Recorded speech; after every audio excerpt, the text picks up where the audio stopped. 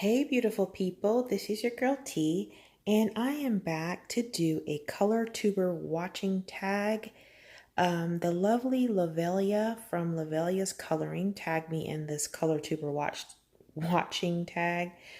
And so basically it's about 10 questions that I'm going to answer. And while I answer them, I will be coloring in Fairy Tales by Emily Lytle Hall Oberg. I've already selected a page.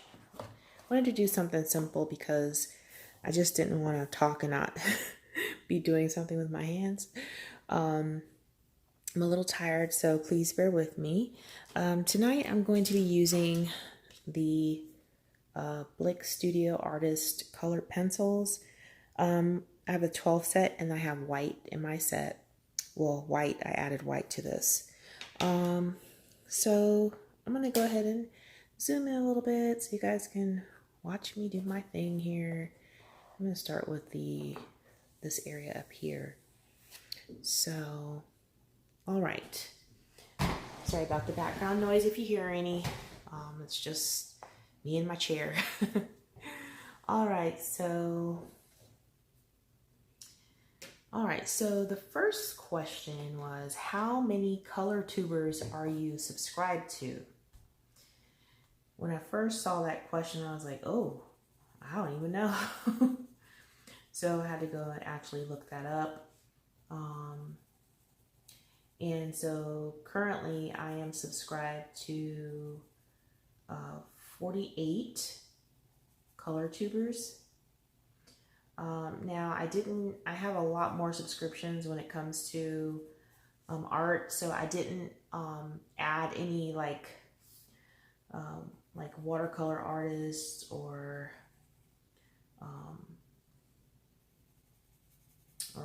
watercolor channels or any other channels that deal with like painting, things like that. So just Colourtubers, I have 48 channels that I subscribe to. And I don't think that's a lot compared to some I've heard. Some people have like 80.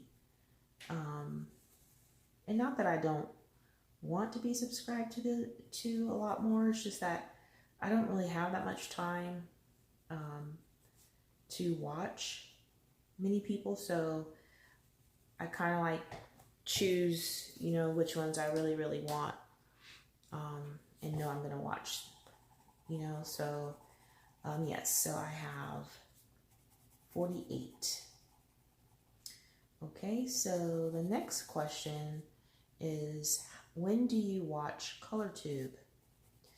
Well, I actually watch Colortube on the weekends mostly, and sometimes at night when I'm, settling down to go to sleep. Some of the Colourtubers' voices are very soothing, so if I'm not, editing my own, falling asleep while doing that sometimes, I will be watching, another Colourtuber. So usually at night, and sometimes during the day, if I'm able to catch anyone like on a lunch break or something like that, I will typically watch during lunch and stuff like that. All right, the next question is, how do you manage Colortube watching, making, and coloring?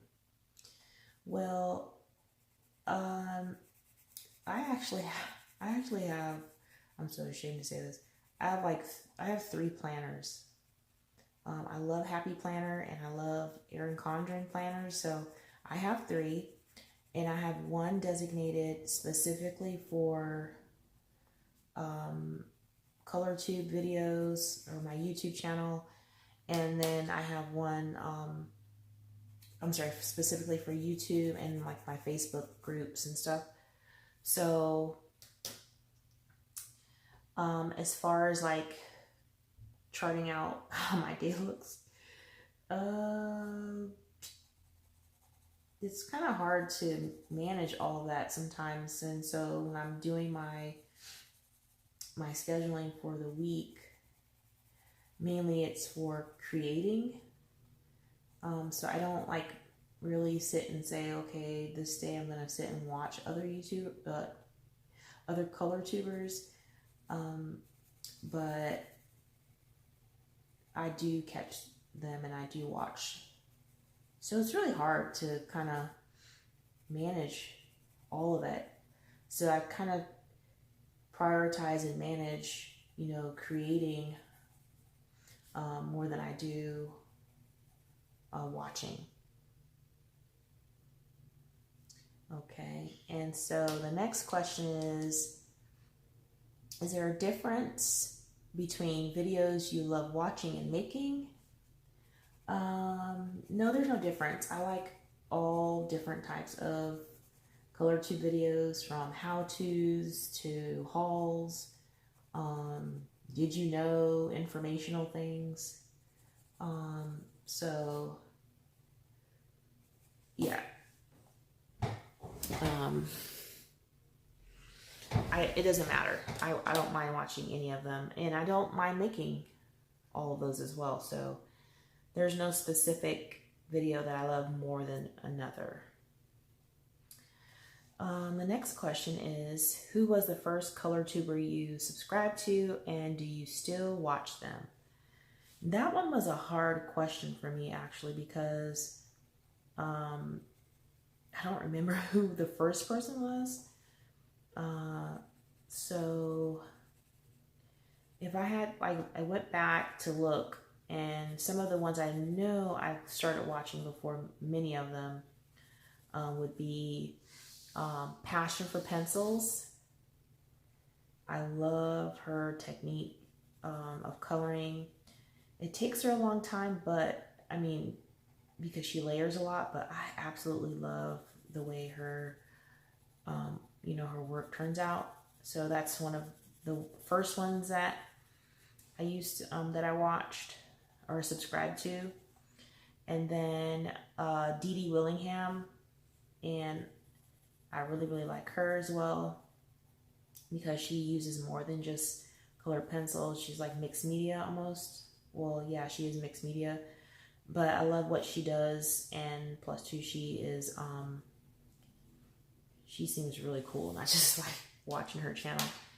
And I used to watch all the time, these two here that I just mentioned. And then I also like Chris Chang, and also Shine Bright Design. So it was kind of like all four of those. So Passion for Pencils, Dee Dee Willingham, Chris Chang, and Shine Bright Design. I like all of those channels a lot. Okay, so the next question. Who is the most recent Colourtuber you subscribe to?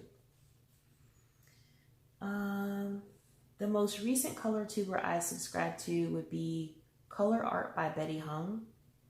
And I don't know why I never knew about her channel, but maybe that's because I don't get to watch as much because I'm so busy with work and my little one and home life and stuff. But I recently subscribed to her and I love her work. Love it. So that's the newest one. The next question is, share your favorite older Colourtuber. So share your favorite older Colourtuber. So sharing my older favorite Colourtuber would have to be Dee Dee Willingham. And the reason why I'd say she's my favorite is because she's got a contagious laugh. I don't know if any of you ever watch her, but her laugh is contagious. She's so patient, and she takes the time to like tell you how to achieve what she's doing, and take your time and just sit and just watch her, and she's doing it live too, and I think that's another reason why I like it. She's just really awesome at instruction, and she's artistically talented, like crazy artistically talented, and I want to be like her. Like most people probably want to be like her, have her skills. She is so skillful, and I love watching her channel, and she is my favorite older color tuber. My favorite, okay, the next question. Who is my favorite new color tuber? My favorite new color tuber is Modernist Colorist. And I like Modernist Colorist because, number one, he's the first guy colorist that I know of, and he has a great personality. And I think that more men who are into this should, should have channels. It's, it's cool to see like how women express and create in the coloring books, because mainly our community is full of women, but to have a guy come in and start a color tube, and he's doing very well with his channel, I think is awesome. And so he's like my new favorite right now. So if you haven't checked him out, you should do that. And he just looks like he absolutely loves coloring. And anyone who loves coloring just as much as I do will definitely get my attention. Now I can't sit and binge watch everybody's videos, but I do catch them when I can, and I just love his channel. He's cool, real cool. All right, and the next question is, what is a Colourtuber pet peeve? And I'm gonna tell you right now, the biggest pet peeve I have is drama. I do not like drama. I'm in my 40s, and I dealt with a lot of that stuff, at a younger age. And when you work with people, you got to deal with their drama. I don't have patience for it.